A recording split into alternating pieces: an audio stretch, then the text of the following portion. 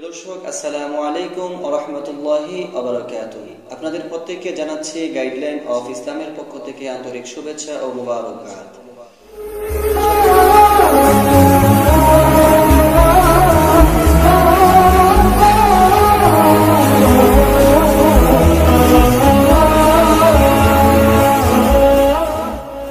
সর্বপ্রথম আপনাদেরকে একটি সুখবর জানাচ্ছি। ইনশাআল্লাহ আমরা গাইডলাইন অফ ইসলামের পক্ষ থেকে একটি ধারাবাহিক আলোচনা শুরু করেছি, যার মাধ্যমে আপনারা জানতে পারবেন ইসলামের গুরুত্বপূর্ণ বিষয়গুলো এবং আপনাদের জীবন চলার ক্ষেত্রে গুরুত্বপূর্ণ প্রশ্নের উত্তরগুলো। সেই ধারাবাহিকতায় সর্বপ্রথম আমরা যে বিষয়টি নিয়ে কথা বলবো, সেই বিষয়টি হচ্ছে ইখলাস ও বিশুদ্ধতা।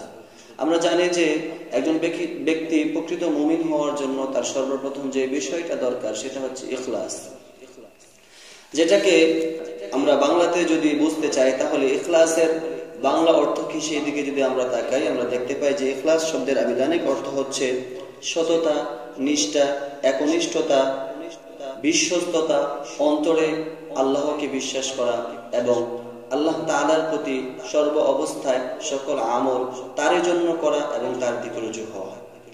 এগুলো হচ্ছে ইখলাসের আবিধানিক অর্থ।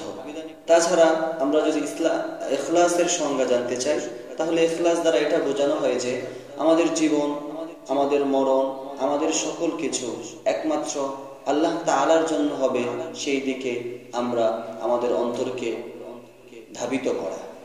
সেই ক্ষেত্রে আল্লাহ পাক রব্বুল আলামিন পবিত্র কালামুল্লাহ শরীফে রাসূল সাল্লাল্লাহু আলাইহি ওয়াসাল্লামকে উদ্দেশ্য করে বলেন যে কুল ইন্না সলাতি ওয়া নুসুকি ওয়া মাহইয়ায়া ওয়া মামাতি লিল্লাহি রাব্বিল আলামিন লা শারীকা লাহু ওয়া বিযালিকা উমিরতু ওয়া আনা আউওয়ালুল মুসলিমিন। যার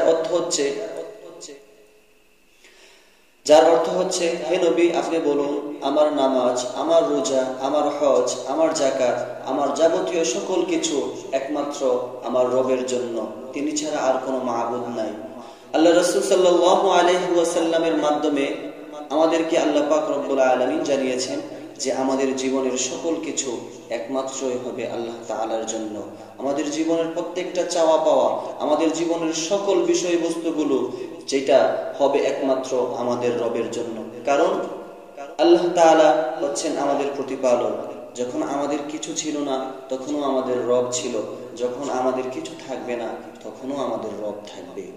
আমাদের এই সুন্দর দেহ, আমাদের এই সুন্দর দেহের অবকাঠামো, আমাদের এই অঙ্গ প্রত্যঙ্গ একমাত্র আল্লাহ তাআলার রহমত এবং একমাত্র আল্লাহ তাআলার দয়ার উসিলায় আমরা পেয়েছি।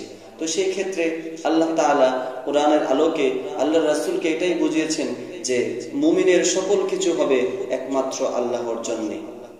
তাছাড়াও আমরা জানি যে ইখলাসের আরেকটি শব্দ হচ্ছে সঠিক নিয়ত করা, সঠিক সিদ্ধান্ত নেওয়া এবং সেই অনুযায়ী আমল করা। আল্লাহ রাসূল সাল্লাল্লাহু আলাইহি ওয়াসাল্লাম হাদিসের আলোকে অত্যন্ত সুন্দরভাবে বলেছেন যে ইন্নামাল আ'মালু বিন্নিয়াত, সকল কাজই নিয়তের উপর নির্ভরশীল।